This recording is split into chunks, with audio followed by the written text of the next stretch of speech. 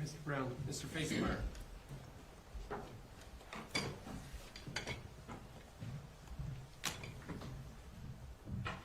Ladies and gentlemen of the jury, my name is Dana Facemeyer, and thank you for being here today. I know that you've all seen jury trials before, because we all own TVs. So we've seen jury trials, but they're much different. Yesterday, I don't know if you've ever seen that on TV, where judges will ask questions and lawyers will ask questions. Some are personal and some are not personal, you know, some are just, who are you? Is this working? Hello, hello? Yeah. And so, this is how real life trial work is. It's sometimes very planned out, and sometimes things aren't planned out. Sometimes things happen during a trial that no one expects. But today, this case is about a murder. And that's a pretty horrific thing. When I first became a lawyer, I had the chance to get involved in a murder, and I was surprised at the photos I had to view. They're gory, and there will be some here. And I apologize that you have to view them, but as the jurors, that's your responsibility to view and review evidence. However, one thing that you need to know is that almost everything presented to you in this trial, we all have known for a long time. We've been working on this case for a long time. We've had hearings before the judge. We've had hearings where witnesses have taken the stand. We've had pretrial stuff going on. And so all of these text messages and recorded calls and pictures of the crime scene, and we've seen it for a long time. So if you feel like we're a little desensitized from what you're seeing, just know that it's because it's the 50th or 100th time we've seen this stuff. And so our desensitizing of some of these horrific things is just because of repetition. This case, in large sense, is what the opening statement presented. However, I was so confused in the opening statement because I know a lot of what he was saying, but it's still really confusing. And so he asked you to take notes and to, keep things together because it is confusing. There's a lot of things that are at play in this case, including things after the murder occurred. This is the family. That's the easiest part of every exhibit in this whole case. This is my client, Tracey. These are her kids. And this is her kid, Kate. And Kate sort of comes in between Kevin and Tim. And she married Matthew. And they have 2 kids. And then Matthew has mom, Diane. That's the easiest exhibit we'll have. Everything else is a little bit hard to see and hard to differentiate. I think the thing that will be most apparent in this case is that as this case moved forward, there became a narrative. This is what happened. This is what happened. This is how it happened, and this is what happened. The problem is their narrative decided the evidence, and they've never left their narrative. They never allowed for the evidence to speak for itself and then determine what really happened. The narrative has continued to press how the evidence is interpreted, is decided. And that's an error. That's an error in police work. You don't let the narrative decide the case. You let the evidence decide the case. Interesting fact about this case is that the murder occurred, and then Kevin was arrested, and then many months later, Kate and Tracey were arrested. And it was because of law enforcement, really the gritty part of work. They went and they started scouring things and looking at things. And they said to themselves, hey, we don't just have Kevin killing a guy. We have this conspiracy between Tracey and Kate. And therefore we need to arrest them. And they arrested them. What happened in between the actual time of the murder and when they were arrested, we're going to hear about some things there. Then you're also going to hear about some things that happened after they were arrested until finally, many, many months later, after many, many, many hearings later, after witnesses had testified and all of these pictures you've already seen have been shown and things of that nature, Kate decides to enter a plea. And she decides to enter a plea not a year after she's been incarcerated, but a little bit less. So she's known about the evidence in this case. She's known what they're saying against her. She knows what they're arguing, that you're part of the conspiracy. She's talked to her lawyer about it. They've come up with a plea deal. And she has decided this is the best way for me to move forward in this case. And the best way for me to move forward in this case, given everything they have, is for me to enter a plea and come up with as close of a cap of jail time, prison time, that I'm going to serve. And she has that right. You know, very few cases go to trial in criminal work. Very few. The vast, vast majority, almost 90+%, don't go to trial. And Kate's was one of those. Hers didn't go to trial. Kevin's, on the other hand, did go to trial. Kevin's case went to trial a couple months ago. And so the big whodunit is not part of this case. Frankly, we all know who did it. Everybody. We all know Kevin shot Matt. The murder in and of itself is decided.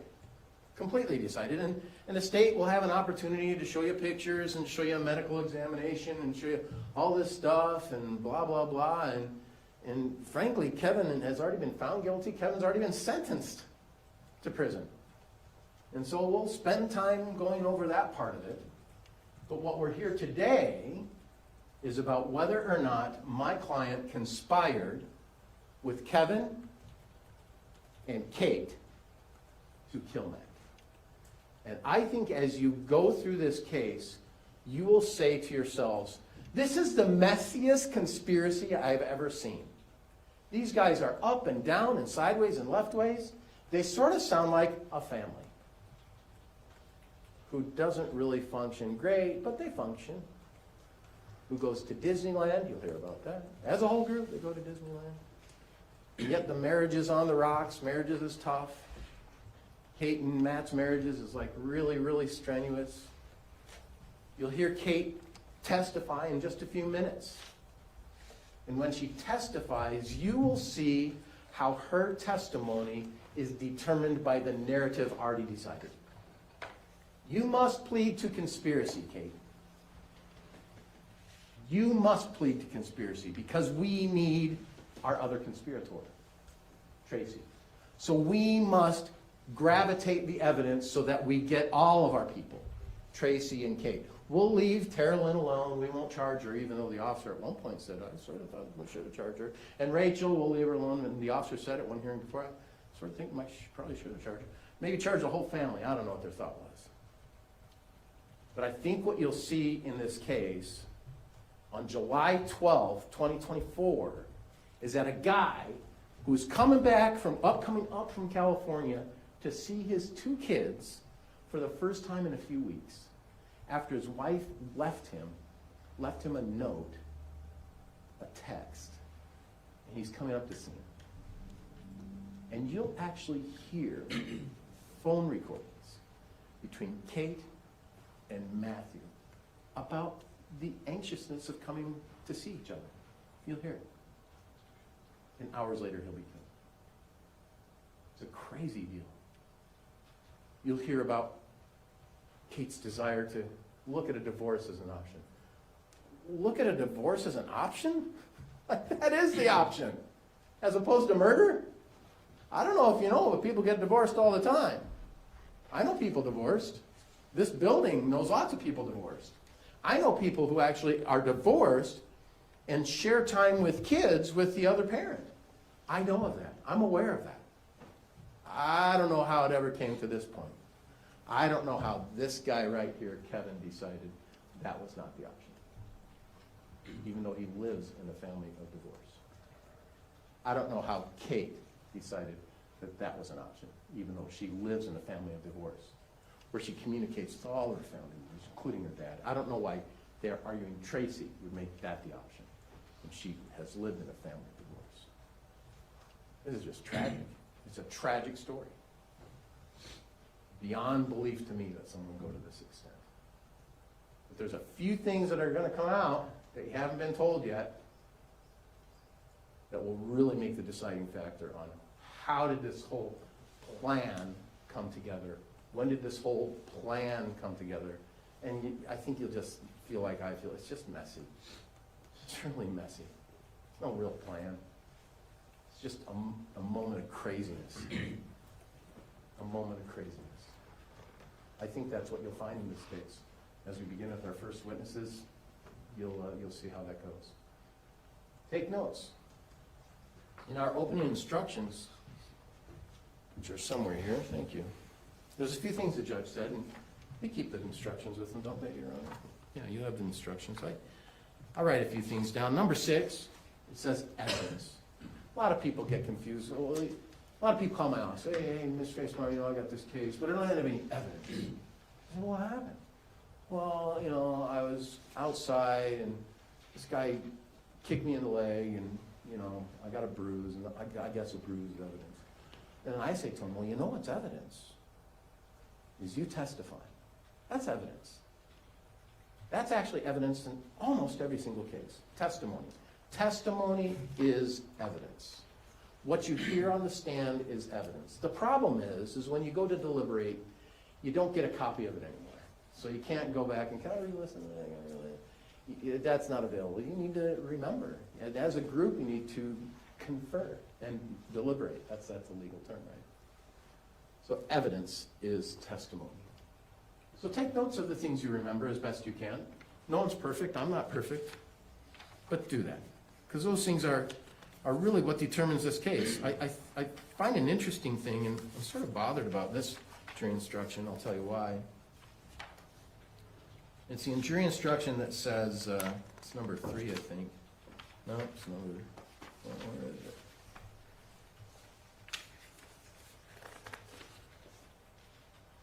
Yeah, number 5. Role of judge, jury, and lawyers. You know what my role is. You know what the lawyers' roles are. Our roles are to advocate for our client's position, right? But it says here, all of us, judge, jury, and lawyers, are officers of the court. I had to go to law school. I had to take a bar exam. I had to get sworn in to be an officer of the court. I'm an officer of the court. You guys are an officer of court because we chose you. You got the easier road, but yet you have to sit through a jury trial. We're all officers of the court here. We're all part of the process. As a judge, he supervises a trial. As a jury, you are what we call fact finders. You determine facts. In the end, your deliberation and your decision determines facts as best as can be. And so because you're the fact finder, no longer is a judge our fact finder. We certainly aren't fact finders. You guys are. And because you're fact finders, what you remember, what you recall, what you write down, what you pay attention to, what you see, you will have to come up with the facts. However, there's a caveat.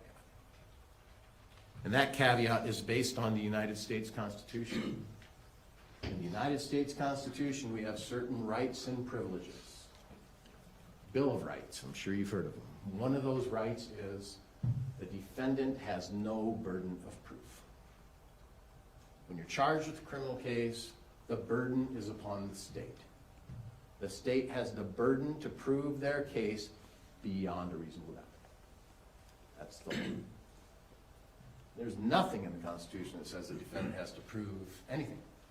Indeed, after a state's case is concluded, the defendant can just say, I'm done. Thanks. Did they do it? Did they prove it? Because that's our constitutional rights here in the United States. And so as you go through your fact-finding part, it's the burden of the state to determine whether or not they prove the case.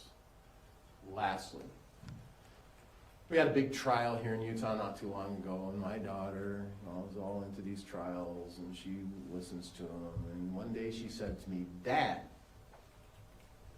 she's older, she's 36,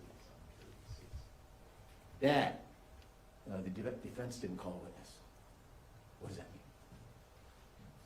Now, my daughter's known I've been a lawyer pretty much all her life, so surprised she said. I said, honey, on almost every single case you have. All the witnesses are known to everybody. I don't know who the witnesses are. I've known for ages who these witnesses are going to be. They're all witnesses that each party is going to take advantage of their opportunity to testify. And so whether I call them as a witness or don't call them as a witness, the fact that they're here and that they're involved in the case is why they're here. So whether the defense calls a witness or doesn't call a witness, it's not because of anything more than we all know who the people, the players, we all know who the players in the game are. All of us. It's not a surprise. So as you listen to this case, don't be surprised that we know these witnesses and we are able to talk to them because we've done it before and on other cases it will continue that thing. I don't know how long exactly this trial is going to take. It's scheduled for 3 weeks. But the evidence will be presented to you over time. And as you go through this process with binders of exhibits, you'll have an opportunity to what I think you will find. This is just a messy deal that just got out of hand. And one guy murdered a guy. Thank you. Thank you, Mr. Facemer. Counsel, could I see you up here for a second, please?